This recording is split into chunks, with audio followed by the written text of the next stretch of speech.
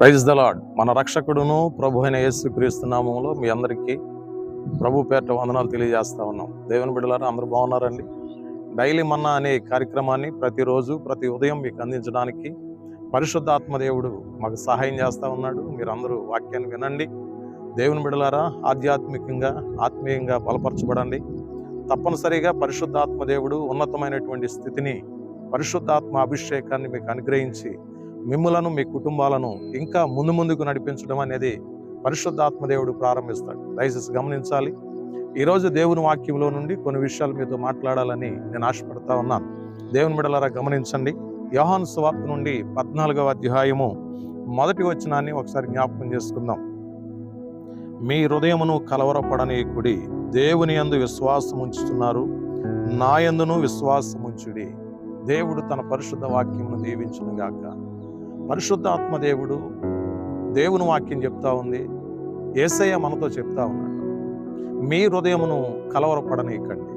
దేవుని బిడ్డలారా, గమనించండి. ఈరోజు ప్రపంచమంతా కొన్ని సందర్భాల్లో కలవరపడతా ఉంది. లోకమంతా కొన్ని సందర్భాల్లో కలవరపడతా ఉంది. చాలా కుటుంబాలు కలవరపడతా ఉన్నాయి.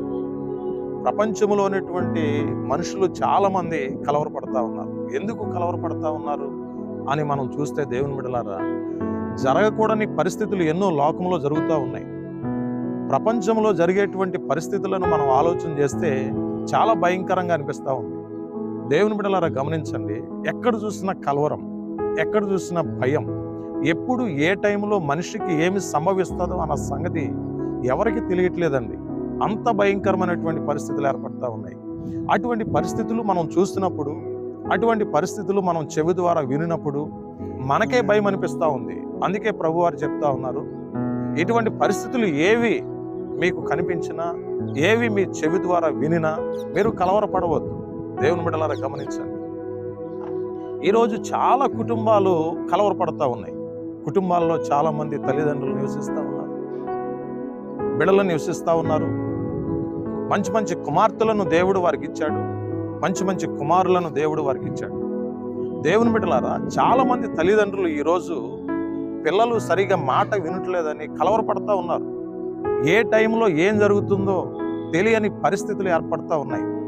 చాలా మంది తల్లిదండ్రులు వారి కుమార్తె విషయంలో కలవరపడతా ఉన్నారు. ఎందుకు కలవరపడతా ఉన్నారు? దేవుని బిడ్డలారా, వారి కుమార్తెలు కాలేజీకి వెళ్ళి మరలా క్షేమంగా గృహానికి వచ్చేంత వరకు వారికి తెలియని భయం, వేదన. ఎందుకంటే పరిస్థితులు చాలా తారుమారుగా ఉంటా ఉన్నాయి. దేవుని బిడ్డలారా, చాలా మంది వారికి ఉన్నటువంటి కుమారులు కాలేజీకి వెళ్ళి మరలా తిరిగి గృహానికి వచ్చేంత వరకు తల్లిదండ్రులకు ఎంతో కలవరం, భయం. కారణం ఏంటి తెలుసా?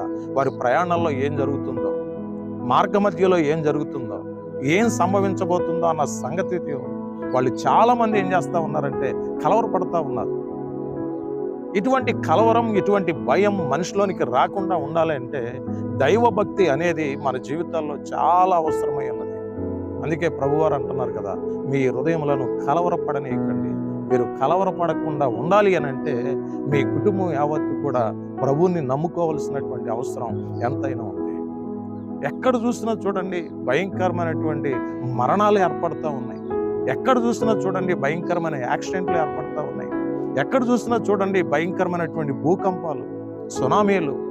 మనుషుడి మీదకి మనుషుడు లేస్తూ ఉన్నాడు, రాజ్యం మీదకి రాజ్యం లేస్తూ ఉంది. ఎక్కడ సమాధానం కనబడట్లేదు, ఐక్యత కనబడట్లేదు, ప్రేమ కనబడట్లేదు. మనుషుల్లో ద్వేషాలు, పగలు చెలరేగిపోతా ఉన్నాయి. దేవుని బిడ్డలారా, ఈ రోజున మనం చూస్తే లోకంలో ఉన్న పరిస్థితులు చాలా భయంకరంగా ఉంటా ఉన్నాయి. ఈ రోజున మనం చూస్తే ప్రపంచంలో ఉన్న పరిస్థితులు చాలా భయంకరంగా కనబడతా ఉన్నాయి. ఎక్కడ నెమ్మది అనేది కనబడట్లేదు. ఇటువంటి పరిస్థితుల్లో మనం జీవనాన్ని కొనసాగిస్తూ ఉన్నాం. కాబట్టి ఈరోజు నీవైనా, నేనైనా, మనమైనా నేర్చుకోవాల్సింది ఏంటి తెలుసా? దేవుని బిడ్డలారా, దేవుని వాక్యానుసారంగా జీవించడం, ప్రార్థనాపూర్వకంగా బ్రతకటం, రక్షణ పొందటం. ఈ విధమైన పరిస్థితులు మన జీవితాల్లో మనం కలిగి ఉన్నప్పుడు ఎటువంటి పరిస్థితులు మన సమాజంలో ఏర్పడినప్పటికీ కలవరం అనేది మన జీవితాల్లో రాదు. ప్రభువారు అంటున్నారు కదా, మీ హృదయములను కలవరపడనీయకుడి. ఈరోజు మనం అందరం ధైర్యముగా ఉండినట్లుగా మనందరం కలిసి ప్రార్థన చేసుకుందాం. దేవుడు తన పరిశుద్ధ మాటలను దీవించునుగాక. ప్రార్థన. మహాపరిశుద్ధుడైన తండ్రి, మీకు వందనాలు. ఎంతవరకు నీ వాక్యం ద్వారా మా బిడ్డలతో మాట్లాడినందుకు వందనాలు. నా వాక్యం వారి హృదయంలో భద్రపరచబడులాగిన సహాయం చేయండి. ఎన్నో కుటుంబాలు, ఎంతో మంది బిడ్డలు కలవరపడతా ఉన్నారు నాయన. వారి కలవరము నుండి, వేదన నుండి, దుఃఖము నుండి, భయము నుండి విడుదల చేసి ప్రతి ఒక్కరికి స్వస్థత, ఆరోగ్యమును, శక్తినిమ్మని యేసు పరిశుద్ధ నామములో ప్రార్థన చేసి వేడుకొనుచున్నాం తండ్రి. Amen. God bless you all.